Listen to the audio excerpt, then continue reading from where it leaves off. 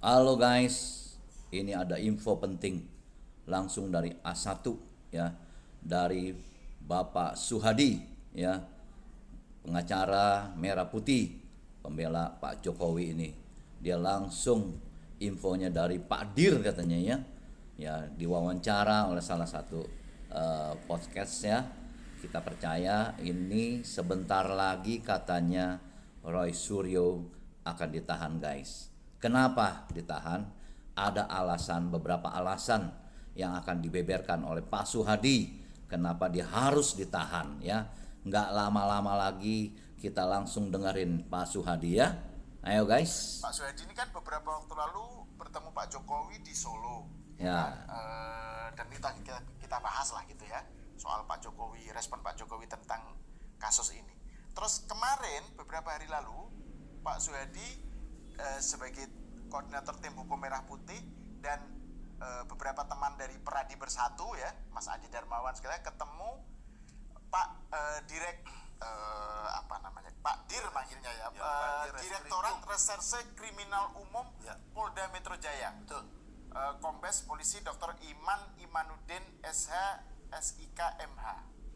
Panggil kita guys, sebut untuk ketemu dalam Direktur perbincangan ini Umum Pak Dir aja. Pak Dir aja Saya cuma panggilnya. berdua kemarin. Bapak Imam Diterima itu cuma Kombes. Oh gitu ya. Iya, dengan Ade Darmawan. Nah, ini Dan Pak tim Bersatu, hukum dan Merah Peradi Putih Pak Bersatu, dan Jokowi. saya. Ya, Ya, dan tuntutannya cuma itu minta supaya Roy Suryo segera ditahan. Nah, guys, Karena kalau enggak, nanti dengar. bisa dijelaskan. Ini Segera menarik ditahan. soal tadi itu, soal pertemuan Pak Suhadi Kenapa dan segera Mas ditahan? Adi Ada beberapa Darmawan itu alasan. dengan Pak Dir. Ya, nanti Pak Bisa Suhadi akan di-spill nggak, Pak? menjabarkan. Jadi ininya gimana? Spill.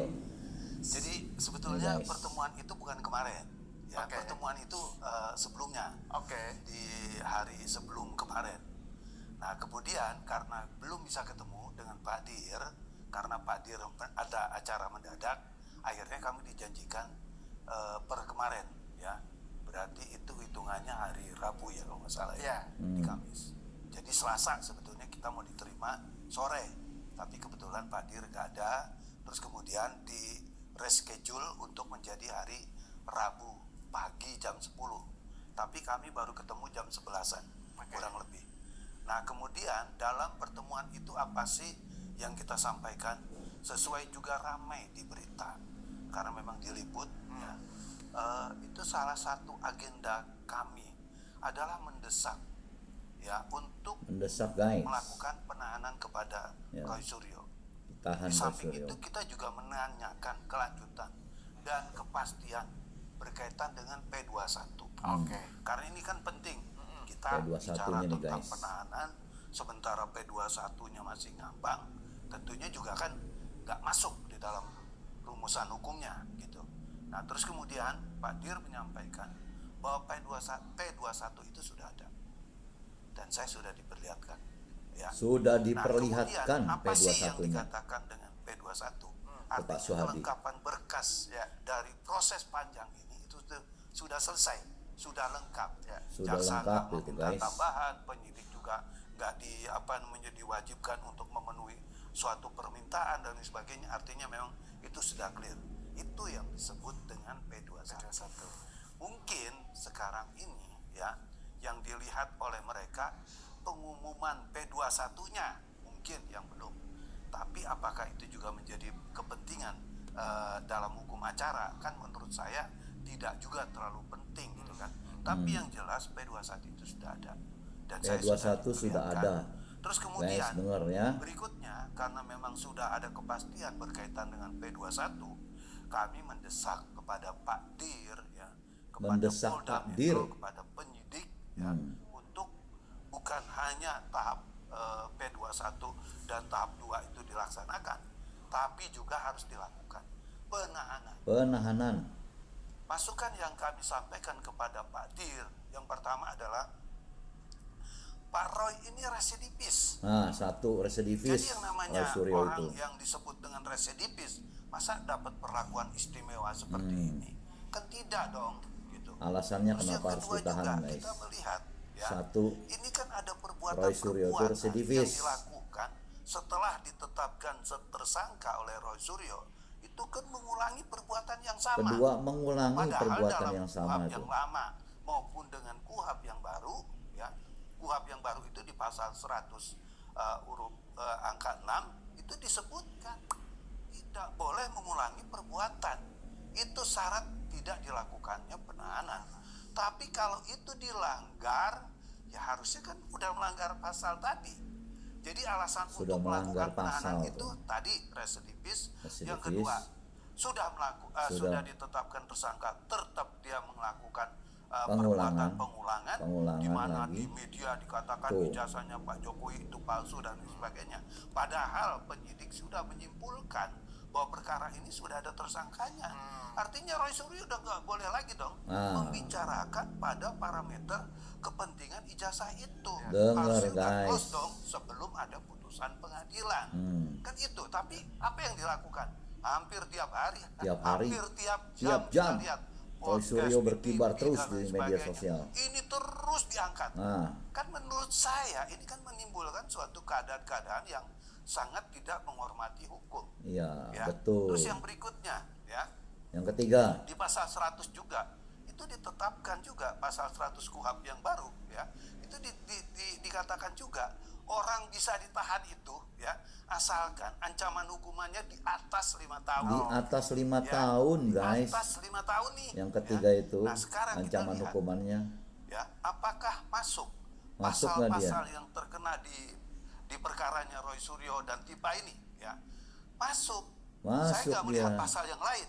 Saya hanya melihat pada pasal 32 dan 35 Undang-Undang ITE. Ini juga yang kemarin saya sampaikan kepada Pak Dir.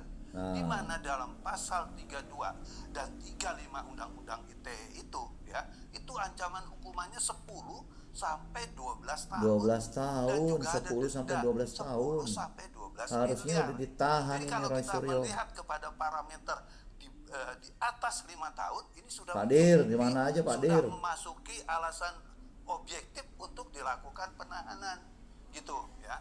Nah, terus kemudian juga kemarin kita katakan kalau ini tidak dilakukan penahanan, ini terus akan menjadi heboh nasional terus. Ya, Kita betul. mau kayak begini kan juga enggak dong, gitu. Nanti misal, ya, setelah tahap 2 nih dilimpahkan, kalau tidak ditahan nih misalnya, ya, kemudian diajukan ke persidangan. Kan sebelum persidangan dimulai dengan memeriksa para saksi-saksi, ya, ini hukum acaranya juga saya jelasin.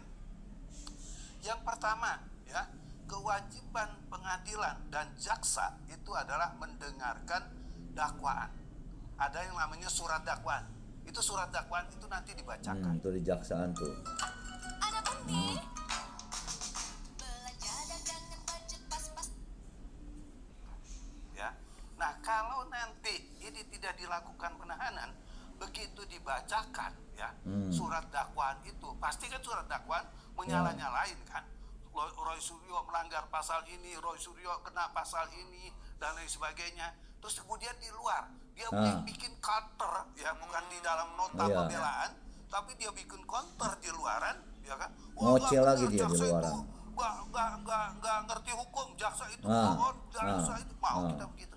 Aparat terus begitu kayak, pengadilan nggak tegas, kenapa nggak ditolak itu dakwaan? Kan menjadi rancu di sini. Betul. Padahal yang namanya hukum acara, ya, pembacaan dakwaan, ya, reaksi daripada persoalan itu bukan cuap-cuap di luar, tapi itu kalau memang keberatan dengan dakwaan jaksa itu namanya eksepsi. Eksepsi. Jadi ada ruangnya tuh, Roy Suryo. Ada ruangannya tuh, Roy. Dan itu Itu guys. Dalam koridor persidangan. Jadi begitu, ya. Alasan kenapa Roy Suryo harus ditahan, ya. Satu, dia residivis. Kedua, dia melakukan berulang-ulang di media sosial. Setiap jam, setiap hari nongol terus dia di sana. Ya, ketiga, ya, hukumnya dia tuh udah melebihi dari 5 tahun, 10 sampai 12 tahun.